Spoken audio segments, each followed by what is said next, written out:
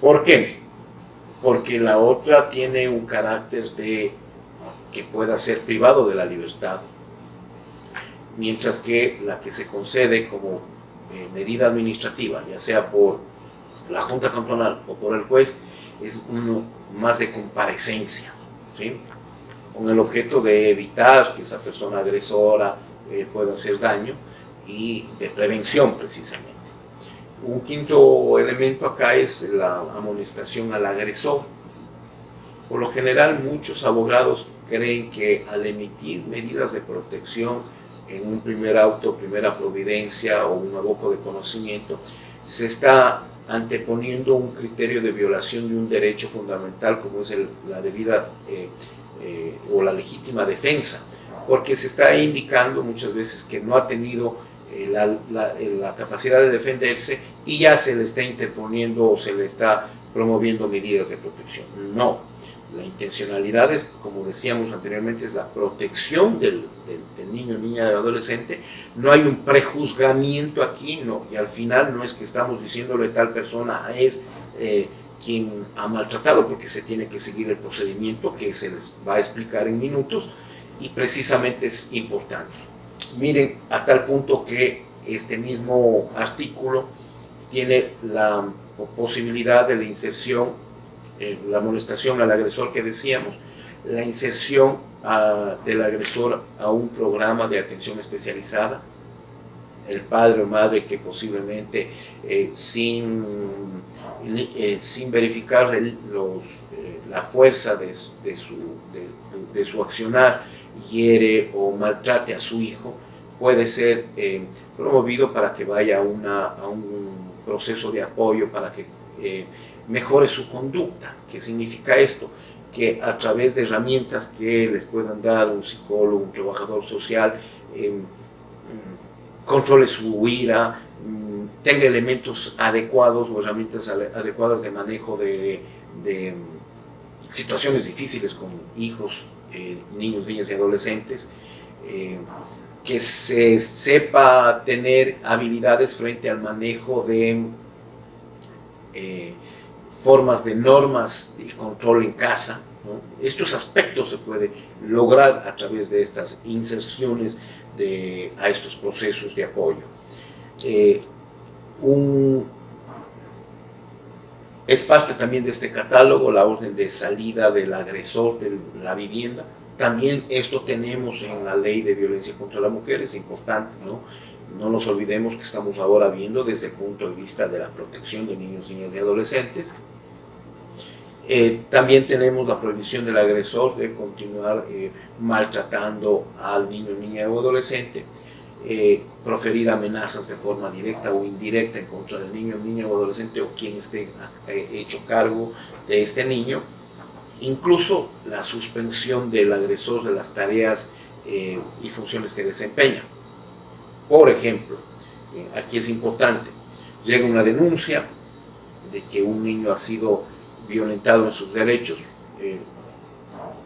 por un profesor, dependiendo la circunstancia y el grado de esto, se me ocurre si es que es una situación de violencia sexual, por ejemplo, la Junta Cantonal, el juez puede suspender, precisamente tomando esto, las tareas. Ojo, no es una limitación del ejercicio del derecho laboral o de trabajo, sino es un ejercicio efectivo de protección del derecho del niño a precisamente su dignidad, a su vida, a su desarrollo, ¿no? Entonces, ¿a través de qué? De esta medida de protección que lo que pretende es precisamente alejarle al profesor, a la persona que ha violentado, del momento en el que se encuentra, del lugar en donde se encuentra.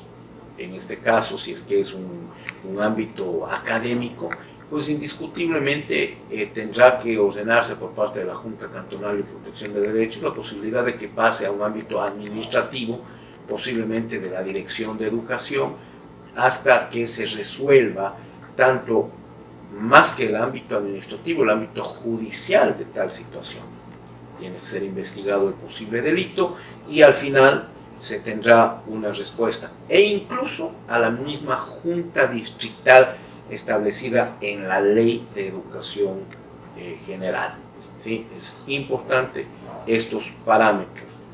El OMS incluso está en la suspensión del funcionamiento de la entidad o establecimiento donde se produzca el maltrato. Esta es la capacidad que también tiene la Junta Cantonal y los jueces.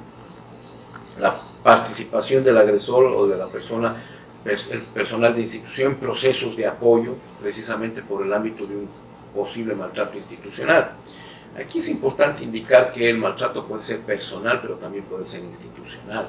No nos olvidemos que la persona, que el profesor, pertenece a una institución, y cuando, por ejemplo, se ha comentado de que hay una situación contra el profesor o del profesor contra un niño, niña o adolescente, profesor, profesora, y no se ha tomado cartas en el asunto, esto es una corrección frente, o por lo menos dar oídos a lo que ha denunciado el padre, madre o el mismo niño, niña o adolescente, ahí se puede estar convirtiendo en un maltrato institucional, porque claro, la institución, en vez de dar una protección al niño, no hace nada, deja pasar, deja hacer las cosas.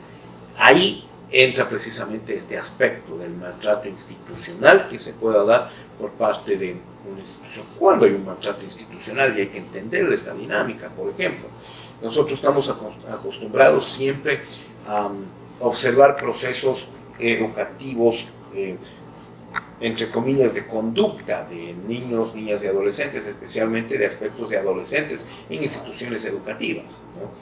Y precisamente para tener claro los códigos de convivencia que tienen estas instituciones frente al ámbito de la misma ley de educación, ley intercultural de educación y el reglamento de esta, frente al tema de sanciones que puedan tener los niños, sobre todo los niños, niñas y adolescentes, sobre todo los adolescentes. Entonces se inician procesos de sanción.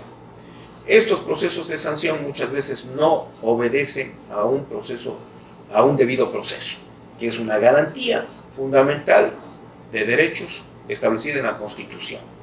Entonces, la institución abre un procedimiento, le sienta al alumno, al estudiante, sin un abogado, le comienza a hacer preguntas, le comienza a increparle, precisamente ahí se comienza a violentar un derecho fundamental, y eso puede ser constituido al final también un tema de maltrato institucional, ¿no?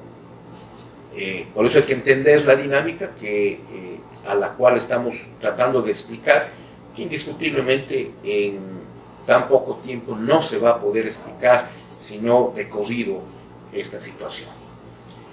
También tenemos luego, y algo que sí se utiliza bastante por los jueces o las juezas y los integrantes de juntas cantonales, los seguimientos de los equipos sociales o de los equipos técnicos, ¿no? ¿Por qué? Porque una vez que se dicta este tipo de medidas, ¿no? Recordemos que recién estamos en el catálogo del artículo 79, falta el catálogo del artículo 217, que es más corto desde luego. Siempre la autoridad que emite las medidas de protección es la misma autoridad que puede revocar, modificar, revisar el cumplimiento. ¿Por qué?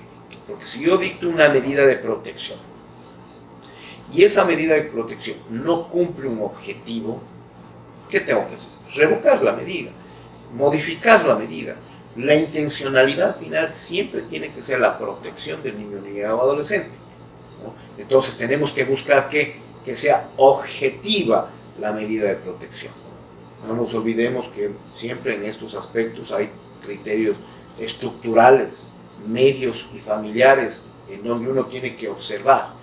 Cuando uno tiene un caso de medidas de protección, tiene que verificar no solamente el hecho, ¿no? Porque el hecho puede ser familiar, tiene que verificar el ámbito institucional, tiene que verificarse el ámbito estructural de Estado, o sea, ¿en dónde está la falla? ¿En dónde podemos proteger de mejor forma? Muchas veces un debilitamiento que se tiene es que si la madre o el padre maltrató al niño, niña o adolescente, simple y llanamente le amonestamos a la madre o al padre y simplemente dejamos ahí el proceso.